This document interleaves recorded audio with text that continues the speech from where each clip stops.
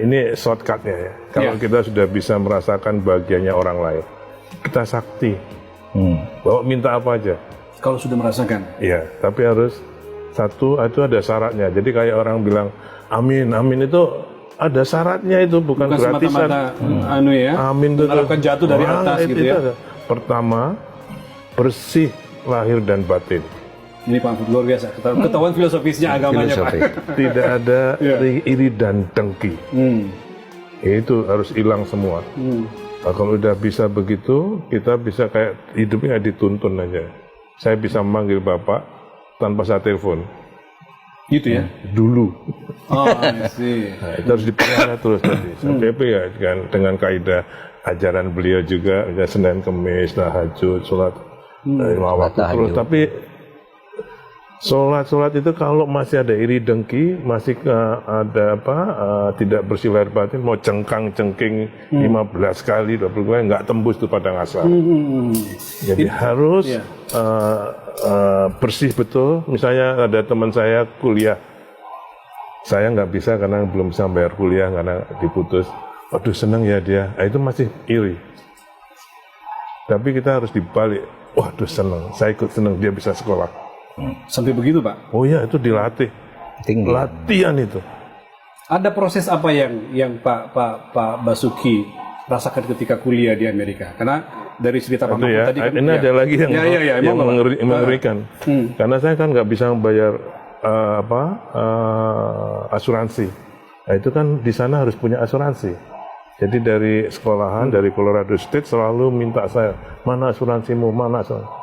Akhirnya saya datengin.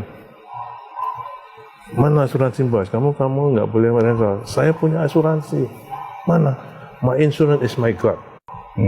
Diem dia Pak.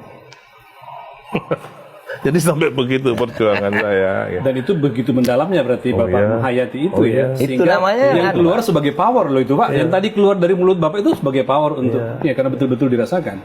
Ya ini Islam yang substantif, bukan Islam. Menurut Pak Mahfud. Iya, menurut substantif. Penerapan Islamnya Pak Bas itu adalah tidak perlu menggunakan ayat dan segala macam. Iya, tidak pakai ayat. Tidak maksud saya bergurau. Orang berdakwah tuh tidak usah pakai ayat. Menghayati agama tidak harus hafal Al-Quran, surat ini. Bahkan dulu ada kalau di Jawa Timur itu orang mau bilang ya hayyu ya qayyum, ya hayyu ya qayyum, karena dia nggak bisa bahasa Arab bilang ya kayumu, ya kayuku, ya kayumu, ya kayuku gitu. Walau kuwata gitu. Tapi meresap di hati. Walau kuwata itu apa sih artinya? La haula wala quwata. Saya tidak ada daya upaya kecuali Allah. Tidak harus hafal ayatnya, asal hatinya betul ini untuk Allah, dari Allah. Dan sebagainya. Ini yang ditunjukkan oleh Pak Bas. Kalau dalam konteks dakwah itu disebut dakwah bil hal, bukan dakwah bil lisan. Dakwah itu ada, dakwah itu kan ada bil lisan, ngomong ceramah kemana-mana gitu. Kadang-kadang keselio ngomongnya lagi.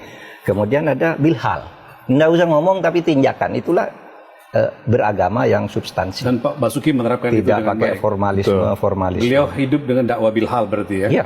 Oh, luar biasa. Karena dan saya tidak itu. Karena saya kan merasa saya pengen sekolah, tapi saya bukan anak siapa-siapa. Saya nggak punya. Nah, jadi saya serahkan semua. Kalau ada ajaran ibu saya, mohon maaf kalau ada ini. Habis tahajud jangan tidur, tapi keluar mohon. Dari ibu tuh pesannya. Itu ibu pas saya. Keluar. Jadi mau snow, mau gerimis, mau angin, saya keluar. Rasakan itu ini.